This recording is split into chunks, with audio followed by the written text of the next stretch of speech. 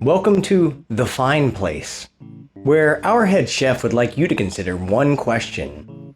Is food art? Savor, relish, consider every morsel that you place inside your mouth. We tend to think of art as something that will last, and the only thing we have left at the end of a meal is the memory of it. But isn't a form of art such as music the same way? Music isn't tangible. It can't be hung on the wall, but wouldn't we consider music to be art? And film, in a similar way, occupies only a moment in time. It can't be held in your hand, but it's felt just the same. So what's on the menu today? A faint sense of longing and regret. I know it might not sound very appetizing, especially when the cost of the meal might be your life.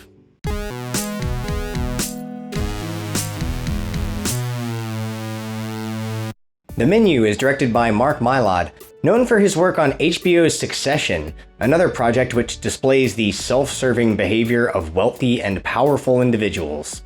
The menu may be considered an Eat the Rich film, though it's not literally Eat the Rich, then it would be part of the cannibal subgenre. I couldn't help but think of Glass Onion, another recent film satirizing privilege on a private island, though that movie was an overt comedy while the menu is a horror film, though not without its dark humor, especially during the wild conclusion. Over the course of the menu, the legendary Chef Slowik, known for culinary experimentation, exacts revenge on a group of wealthy diners on his private island. The menu not only delightfully skewers pretentious wine snobs and food critics, but ultimately roasts the cooks as well, framed around the love-hate relationship an artist can have with their audience, or a chef with the guests in their restaurant. The chef is the antagonist of the film, and our young couple are the protags, but not everything is quite that simple. Though the chef's intentions are to ridicule and psychologically torture his guests through each course of the meal, he's a complex enough character where we understand his motivations, even if they don't justify his insane master plan. Anya Taylor-Joy turns in a great understated performance as the one person who doesn't care at all about fine dining, though Ralph Fiennes as Chef Slowik makes the film shine, his creepy demeanor rising to the surface as the film progresses. There's beautiful string work on the soundtrack that opens the film, but overall the music takes a back seat. The score highlights the majestic composition of the meals that will be served to the customer. I praised composer Colin Stetson's work on Color Out of Space and Hereditary, and he turns in another strong atmospheric horror score here. There's not much experimentation with the camera work, though its unobtrusive nature allows the characters and the story to be the focus. The presentation of the film is elegant, divided up into courses which become increasingly more bizarre.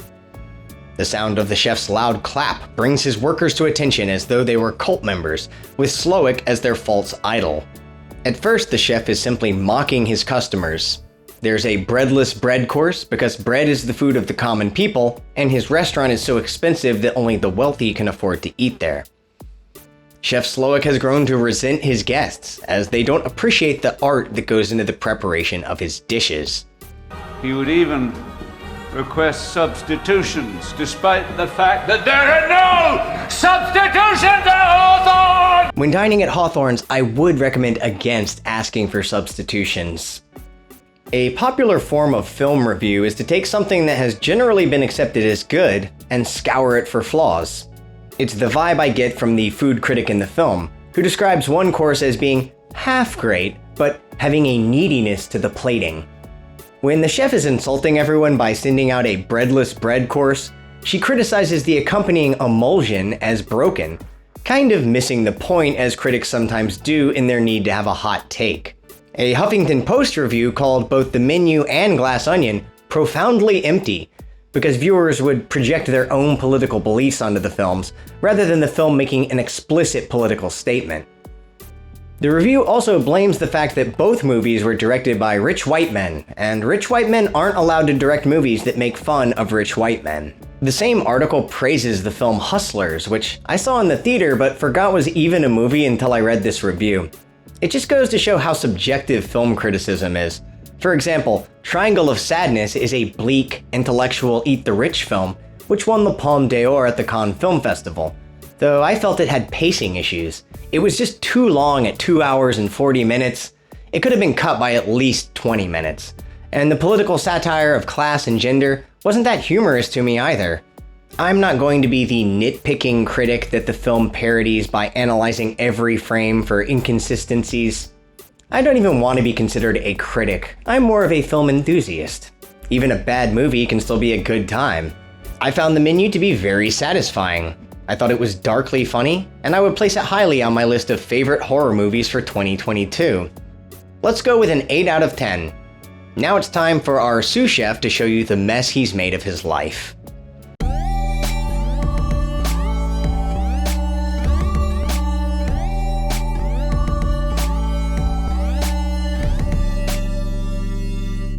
The menu takes a really disturbing turn with its fourth course dubbed The Mess, in which the sous chef comes out, puts a gun in his mouth, and pulls the trigger. At this point, the film becomes full-on horror, as the customers are now prisoners awaiting execution. The remaining courses accelerate the mental manipulation of the guests in a series of nightmarish performance art stunts. The men are given a chance to escape in a game where the cooks hunt them down in a reversal of roles. Now the servants hold all the power. Chef Slowick was abused as a child and stabbed his drunk father in the thigh with a pair of scissors.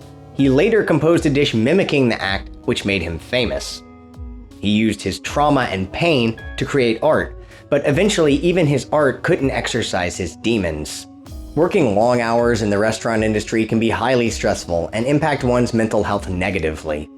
Chef Slowick has created a cult around his mental illness, surrounded by followers and enablers who are themselves mentally unwell.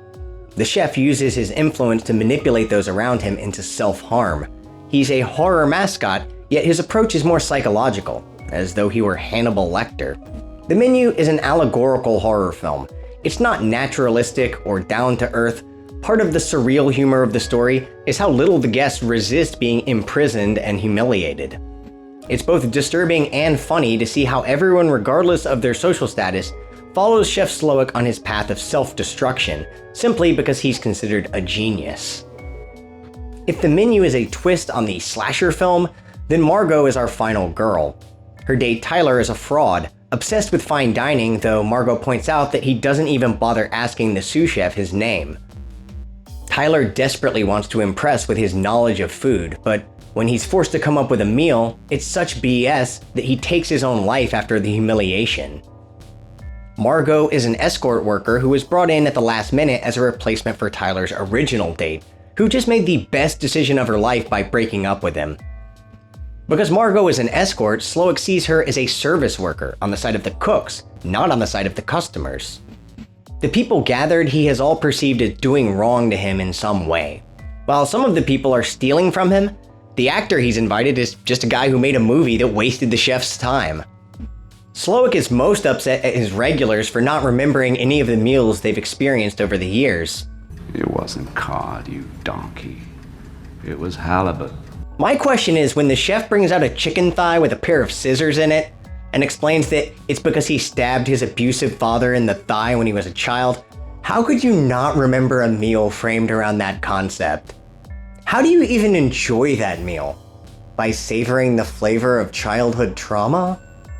Though the affluent clientele are partially the subject of the film's satire, the chef and his brainwashed followers play into the equation as well.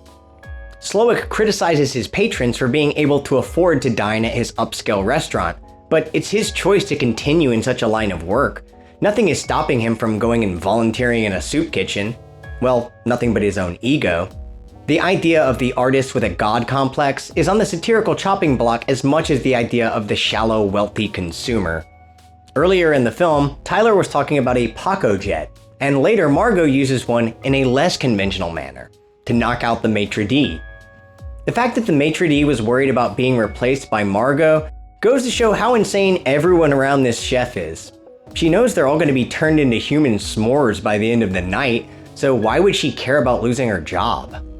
There's a short catfight action scene between the two that the movie didn't really need, but it's there. Margot's final act plan is to send back her food and request a cheeseburger instead, using her knowledge of the chef's class-based discrimination to her favor. She asked for the burger to be cooked medium. If she had asked for it well done, The chef would have probably murdered her on the spot.